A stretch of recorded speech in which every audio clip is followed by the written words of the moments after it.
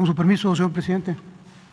Bueno, se trata de responder algunas inquietudes de ustedes y a las cuales el señor presidente nos instruyó responder.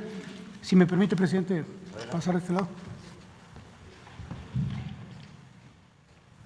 Son algunos asuntos, son 11 concretamente. Pasamos a la primera, por favor. Lo que tiene que ver con la jubilación del señor Romero Deschamps.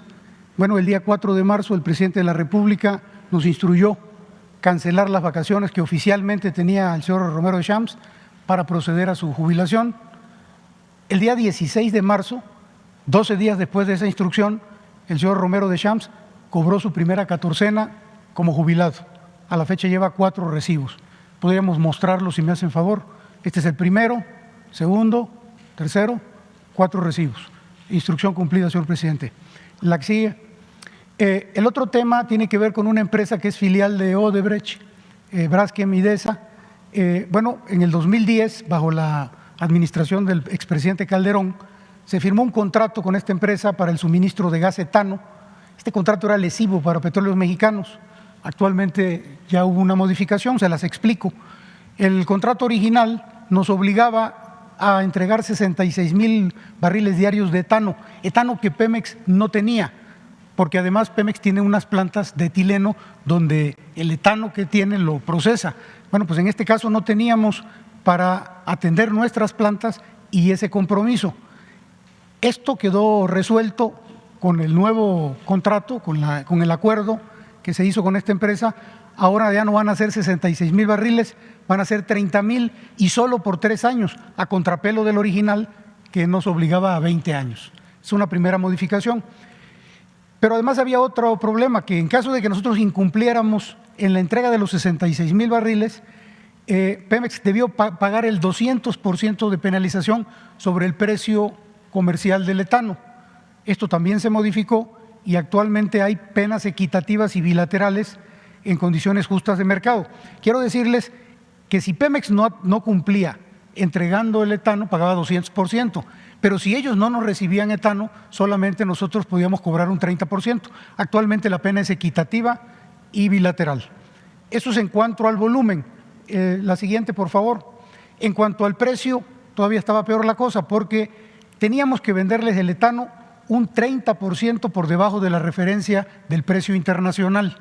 O sea, les estábamos subsidiando a una empresa privada el etano. Actualmente se les vende al 100% del precio de referencia internacional. Y todo lo que tenía que ver con el flete, con la logística, la pagaba Pemex. Ahora ellos tienen que pagar el flete. Corre por cuenta y cargo de dicha empresa. De manera que este contrato, que era muy, muy lesivo para el gobierno mexicano y para la empresa Pemex, ya quedó resuelto con este acuerdo preliminar que se firmó con dicha empresa. La que sigue, por favor. Bueno, el tema de las plantas de fertilizantes, como ustedes saben, 2 plantas de fertilizantes fueron adquiridas, la de agronitrogenados en 2014 y la del Grupo Fertinal en 2016. Bueno, en el caso de agronitrogenados, la compra fue del orden de $475 millones. Llevaba en ese momento, en el 2014, 14 años sin operar y el financiamiento fue un crédito con Nacional Financiera por $390 millones. En el caso de Grupo Fertinal, la compra fue en el 2016, está en Lázaro Cárdenas, Michoacán, incluía una mina de roca fosfórica en San Juan de la Costa, Baja California, y el financiamiento fue también con crédito de Nafin, Bancomex y Banco Azteca por el orden de $635 millones. Es muy importante saber que en ambos casos se pagaron sobreprecios. En agronitrogenados, $216 millones y en el caso de Fertinal, $194 millones. La que sigue, por favor. Bueno, adicionalmente al crédito hubo que invertirle a la planta, pero en otras administraciones, en la anterior, pero no lograron arrancarla. Estas plantas, entre lo que llevaban parada 14 años y los 7 años después de compradas, llegaron a un punto de 21 años sin operar. Bueno, en esta administración hemos continuado con ese proceso de rehabilitación y ya en octubre del 2020 se inició la producción de urea, en el caso de agronitrogenados. Y también se llegó, y esto es muy importante, a un acuerdo reparatorio con el vendedor para que devuelva el sobreprecio de la planta de agronitrogenados. El sobreprecio era del orden de 216 millones de dólares y estos se van a reinvertir, de acuerdo con instrucciones del presidente, en las plantas de fertilizantes para rehabilitarlas y mejorarlas. En cuanto a Fertinal, estamos haciendo los diagnósticos técnicos para rehabilitar esa infraestructura. Hay presentada desde luego una denuncia penal ante la Fiscalía por ese sobreprecio que también se pagó y bueno, ambas hoy día están produciendo fertilizantes para el programa de entrega de fertilizantes del gobierno federal. Y bueno, decir que el presidente de la República ya nos instruyó que consolidemos las distintas áreas de fertilizantes de Pemex en una entidad que vuelva a fungir como el suministrador nacional de fertilizantes para garantizar la producción de fertilizantes que el país necesita. La que sigue, por favor. Bueno, hicieron una pregunta también en cuanto a Deer Park. Deer Park es una refinería que en un 50% es propiedad de Pemex y el otro 50% propiedad de la empresa Shell y que está en Houston, Texas. Decían cuando hicieron el cuestionamiento que esta empresa estaba manejada por una filial de Pemex que se llama PM Holdings y que estaba en los Países Bajos, tenía su domicilio fiscal y que tenía la tesorería centralizada allá. Bueno, así funcionaba antes. Lo que aquí se dijo es cierto, pero para el pasado. ¿Cómo funciona hoy este esquema?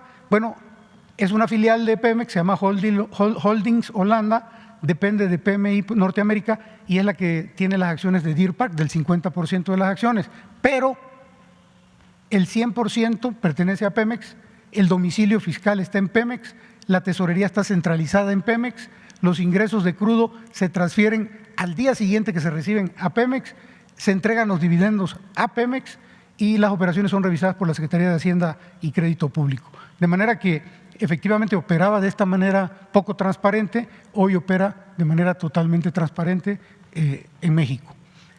La que sigue, por favor. También preguntaron que si cuántas empresas filiales tenía la comercializadora de Pemex. Pemex tiene una comercializadora que se llama PMI Internacional. Bueno, inicialmente tenía 25 filiales, 25 empresas. Hemos transferido o consolidado 5, fusionado, hemos reducido 8, quedan al día de hoy 12 y la meta es llegar a 10. Algunos de ustedes podrían preguntar, ¿y por qué no se desaparecen todas? Bueno, porque estas 10 empresas que aquí aparecen, cada una de ellas tiene una función específica que no es fácil de eliminar. Algunas son dueñas de acciones, otras están operando, otras tienen almacenamientos, otras son propietarias de ductos. En fin, creemos que esto sería lo ideal para trabajar de manera eficiente. La que sigue, por favor. Bueno, el presidente habló en días pasados de una planta coquizadora que se va a construir en Tula. Aquí hacer un poquito la historia, muy breve, de decir que en México, de las 6 refinerías que existen, 3 no están reconfiguradas. Esto quiere decir que dentro de lo que producen, un porcentaje muy importante es combustóleo. El combustóleo es un producto de la refinación que alcanza un precio inferior al crudo que le da origen. Es decir, metemos crudo de $58 y sacamos un combustóleo, un porcentaje en combustóleo que tiene un precio menor al valor del crudo. Por eso, construir una coquizadora en Tula nos va a permitir procesar el 90% del combustible que hoy produce la refinería de Salamanca y que produce la propia refinería de Tula. ¿Qué beneficio va a traer esta coquizadora? Procesar ese combustóleo de Tula y Salamanca, que son alrededor de 140,000 barriles diarios, y los vamos a convertir, en lugar de combustóleo, en 42,000 barriles de gasolina, en 78,000 barriles de diésel y 20,000 barriles de turbocina. Ahora bien, esta coquizadora en Tula la iniciaron en administraciones pasadas, en el 2014, le habían invertido ya 1,004 millones de dólares, pero la suspendieron en el 2016, está parada. Y ahora ya el presidente instruyó que se reactive ese proyecto para evitar que esos recursos se pierdan y se chatarricen. Y bueno, estamos en ese proceso. se requiere una inversión adicional de 2.640 millones de dólares para los próximos 3 años, pero es fundamental para alcanzar la autosuficiencia energética. Esto nos va a dar un adicional de 42.000 barriles más de gasolina, 78.000 de diésel, 20.000 de turbocina, y nos va a permitir alcanzar la autosuficiencia en combustibles. Por eso es muy importante este proyecto. La que sigue, por favor. Bueno, también se habló de que se vendieron algunas plantas a privados dentro de las refinerías. Aquí me permití hacer un esquema muy simplificado de una refinería. Este es el crudo, entra a la refinería tiene muchas plantas, digamos que estas son las más importantes, la de destilación, las hidrodesulfuradoras, las reformadoras, en fin. Y dentro de estas plantas importantes de una refinería está la planta de hidrógeno. La planta de hidrógeno o el hidrógeno es fundamental, es estratégico en una refinería porque elimina el azufre y el nitrógeno del hidrocarburo. Esto es indispensable para producir combustibles limpios. Por eso la planta de hidrógeno es estratégica y muy importante. La que sigue, por favor. En el gobierno anterior se tenía la intención de vender todas las plantas de hidrógeno de las 6 refinerías. Solo alcanzaron a vender Tula y Madero. De hecho, vendieron también Cadereyta. Pero en esta administración cancelamos esa venta desde el principio. En realidad tenían vendida 3. Ahora, ¿cómo opera estas 2 plantas que ya se vendieron? Pemex recibió por la planta de hidrógeno de Tula 53 millones de dólares, casi 53 millones. A la vuelta de 3.5 años, dado que requerimos esa planta, estamos pagando renta al nuevo dueño. En 3.5 años ya le pagamos el 94% de lo que ellos nos pagaron a nosotros. Ya le pagamos más de 49 millones de dólares, pero todavía faltan 15 años más en el contrato, lo que nos va a llevar a pagar 261 millones de dólares por una planta por la cual recibimos 52. Lo mismo ocurre en el caso de Madero. Recibimos 32 millones de dólares al venderla. Después de 3 años hemos pagado más de 27 millones, el 85% de lo que pagamos, y nos quedan más de 15 años y vamos a alcanzar a pagar en ese tiempo 146 millones de dólares por una planta de la que solo recibimos 32. Ahora, cuando transcurran los 20 años de este contrato con estas empresas, esas plantas van a seguir siendo propiedad de ellos y Pemex vamos a estar obligados a extender el contrato por más tiempo o a construir plantas nuevas. ¿Qué nos instruyó el presidente de la República? Renegociar para la recompra de las plantas. Estamos en eso y esperamos en algún tiempo informarle, presidente, acerca de esta solución que creemos que es la adecuada, recomprar esas plantas y evitar este despilfarro a la hacienda pública. La que sigue, por favor. También se habló aquí de los precios del gas LP, de que están siendo muy caros. Se habló concretamente de Hermosillo, Sonora. Aquí nada más aclarar que Pemex, producto de la reforma energética, no tiene presencia en esa zona. Decir que los precios al público de gas LP son más bajos en las zonas donde Pemex sí tiene presencia. Donde Pemex está y distribuye gas LP, el precio del gas es más barato por la presencia de Pemex. Y aquí se puede observar en la gráfica. Esta línea verde son los precios que Pemex vende a los distribuidores minoristas de gas LP, a las comercializadoras de gas. Y la línea roja son los precios al público. Ustedes se podrán dar cuenta del margen que entre los 12.50 que Pemex les vende a ellos y lo que ellos le venden al público, son más de 7 pesos por litro. Entonces, estamos en un punto en el cual todo esto es una derivación de la reforma energética, se liberaron los precios al público de gas LP, esto origina abusos de muchos distribuidores que han incrementado sus márgenes de utilidad de manera bárbara. Vean aquí, el margen era menor que el que tenemos actualmente. Con el paso del tiempo, esta liberación del precio no ha ayudado en nada, al contrario, ha agrandado la brecha. Bueno, pero esta era la explicación. Los incrementos en el precio del gas no obedecen a Pemex, sino a las conductas de algunos privados. La que sigue, por favor. El presidente se refirió al tesoro del mar, de las aguas profundas, y nos permitimos hacer esta gráfica que creo que es muy interesante. ¿Qué dice la gráfica? Bueno, pues que hubo una inversión durante 15 años en aguas profundas. En aquel entonces se publicitaba el tesoro de las aguas profundas, petróleo que había allá. Durante 15 años se invirtió y la inversión fue del orden de 241,000 millones de pesos. Y a la vuelta de 15 años, esta es la producción de aceite y esta es la producción de gas. Cero. No se ha obtenido una gota de aceite ni un pie cúbico de gas. A contrapelo, en esta administración del presidente López Obrador, hemos en 2 años invertido cerca de 80,000 millones de pesos en campos nuevos. Hoy día tenemos 186,000 barriles diarios de aceite de estos campos nuevos y 415 millones de pies cúbicos de gas diarios de producción. Es decir, con una inversión 4 veces menor, 8 por 4, 8 por 3, 24, 3 veces menor, en 2 años, 186,000 barriles diarios de aceite, 415 millones de pies cúbicos de gas. Entonces, pues no requiere ya mayor explicación la gráfica. Este es el famoso tesoro de las aguas profundas que todavía no lo hemos encontrado. La que sigue, por favor. Esta gráfica también es muy importante y nos la solicitó el presidente. Hay una gráfica arriba y hay una gráfica abajo. Concentrémonos en la de arriba, por favor. Se refiere a la producción de los privados producto de la reforma energética.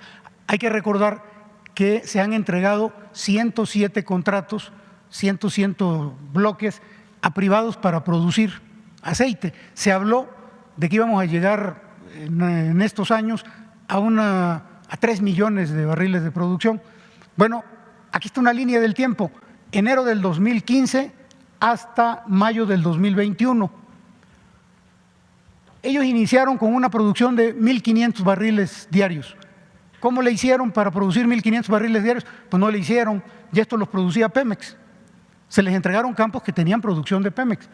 Y durante 15 años, este ha sido el comportamiento de la producción. Es hasta el 2019 que comenzaron con un incremento muy pequeño de producción y hoy día producen 23,000 barriles diarios, después de todos estos años, desde el 2015 al 2021. 23.3, que si le quitamos los 1,500, pues no llega a 23. La gráfica de abajo es la administración del presidente López Obrador. Nosotros iniciamos en el 2019, miren ustedes cuál ha sido el comportamiento. Hoy día, a la vuelta de este tiempo, de este periodo del gobierno, ya tenemos una producción de aceite nada más de 186,000 barriles. Esta es la diferencia entre lo que prometió la reforma energética y la instrucción del presidente López Obrador de trabajar, invertir en aguas someras y en tierra, en donde realmente sí hay petróleo para sacar. Esto se refiere a los líquidos.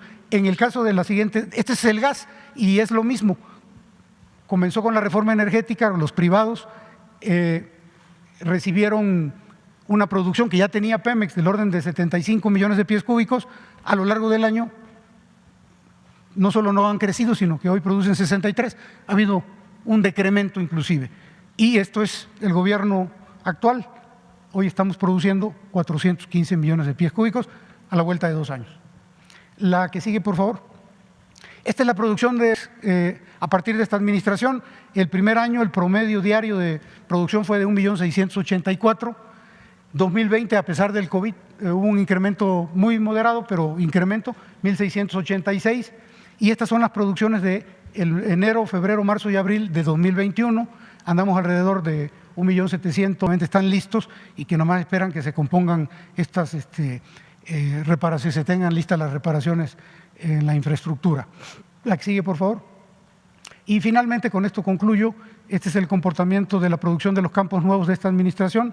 Desde enero del 2019 empezó un incremento que ha sido paulatino y que el día de hoy ya refleja 186,000 barriles al día 11 de mayo. Entonces, pues de manera muy rápida, presidente, los temas que usted nos pidió que abordáramos. Perdón, creo que falta uno, de astilleros de Vigo. Ese es un tema que también es interesante porque en la administración anterior, Pemex, por alguna razón, un funcionario hizo una gira en España, le platicaron que en España había un astillero que estaba en problemas, de hecho estaba cerrado, estaba quebrado. Se tomó la decisión de que Pemex le invirtiera a ese astillero, compró el 51% de las acciones del astillero y para echarlo a andar, y como eso no era suficiente, Pemex le encargó la construcción de un barco muy grande, un flotel para más de 600 personas, y le dio trabajo. Esto permitió que los astilleros de Vigo pues agarraran vida y empezaran a trabajar. Lo cierto es que a la vuelta del tiempo, Pemex nunca recibió un solo centavo y estos señores que administraban los astilleros de Vigo, porque a pesar de que Pemex tenía la mayoría de las acciones, se les cedió a ellos la administración, pues emproblemaron la empresa y prácticamente la quebraron y pretendían pagarnos las acciones que habíamos comprado nosotros en $1 y que perdiéramos nosotros la cantidad que habíamos puesto como respaldo a los trabajos que hacían los astilleros de Vigo y que era una cantidad superior a lo que nos habían costado las acciones. A partir de esa posición de estos señores españoles, les dijimos que no, iniciamos un litigio con ellos que concluyó hace algunos meses. El resultado de esos litigios es el siguiente: recuperamos el valor de las acciones que habíamos comprado, recuperamos el dinero que teníamos como respaldo de los trabajos. Pemex no perdió ningún centavo y hoy día está finiquitado ese asunto, señor presidente, en el caso de los astilleros de Vigo.